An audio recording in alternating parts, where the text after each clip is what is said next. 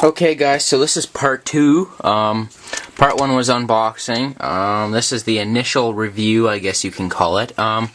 So my Easy Peak charger, it took like 15 minutes to charge the battery, which is sweet. You gotta watch it though, because you know it doesn't tell you when it's done. So when it gets hot and the plastic around it gets it really soft, that's when you unplug it. So it went really good. I just drove it around my house a little bit because it's dark outside right now. It's like 5 o'clock and it's dark. The motor gets hot really, but I think I'm going to buy a heatsink for it because it gets pretty hot and it goes right beside the ESC, which will get it hot too. So with that, the suspension isn't bad. Since I got the battery on the one side, it seems to lean to that side fast. That's the one thing I have. It does kind of have a heatsink here, side and that side specifically. So I will have to tighten that side up specifically for the battery weight. I thought I would do the battery off to this side because it's all the weight's on that side. But yeah, once the battery's in there, you can definitely tell it's got weight. I like the dual battery thing. I got my antenna strung. It took a little bit. What I do for that is I spray some WD-40 in it, and then I kind of twist it while I'm putting it in. That works. The dual steering servo, I'm going to scratch that because it's got pretty good of a turn to it. The front bumper, I've heard people say they don't like it because it doesn't attach right there, if you can see that. I don't mind it, but it does seem to be just a tiny bit annoying. Just a tiny bit. So,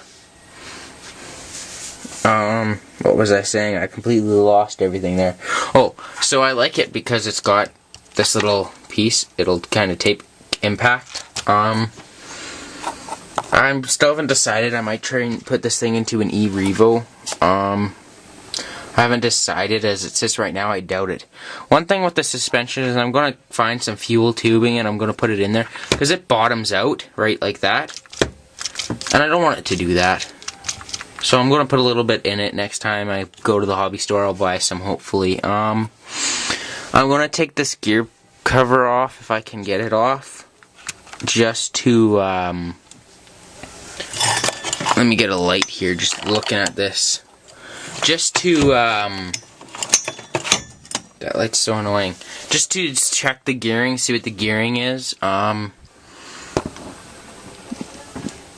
looks like there's only one screw to take it off, so.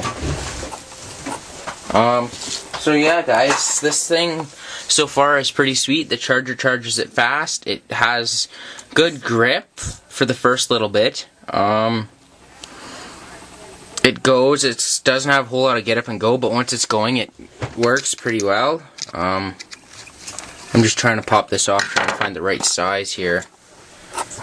But initially, this truck's pretty good. I like it. I'm comparing it to my Wrestler because that's really the only one I've ever drove. The size difference is incredible. That's the Wrestler there. And that's this, like, you know, it's just incredible. The one thing I don't like is it's so compact. That thing just pops right off like that. Well, that's good. Looks like I'm going to have to go a whole different kind of gearing, too. I'm going to have to get some different gears. There, you can see now. The spur gear is just a little thing. The pinion gear is actually quite big.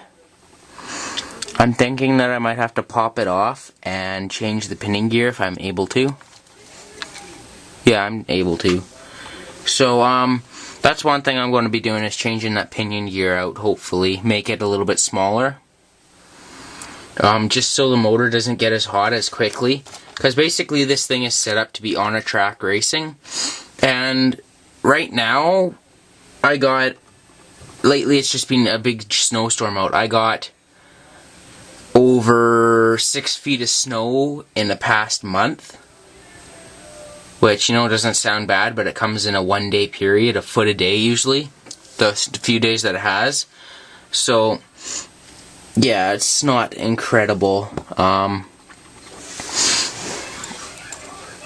I guess that's all I have to say. Thanks guys for watching. This thing is pretty sweet. I'm glad I paid the money for it. It will be a VXL eventually, but right now I'm going to keep the brushed for winter. I think I've already mentioned that, but anyway guys, thanks for watching. This thing's sweet. Look forward to some running videos. Rustler is still down, but you know, I'm thinking it was my controller, because I tried to use my controller with this and it was doing the same thing. The steering would work, but it had no throttle. So, I don't know. I'm hoping that they, one thing is I'm hoping they make beadlocks this size. Do you know how cool that would be? Beadlocks. Actual beadlocks instead of glue, because I hate tire glue.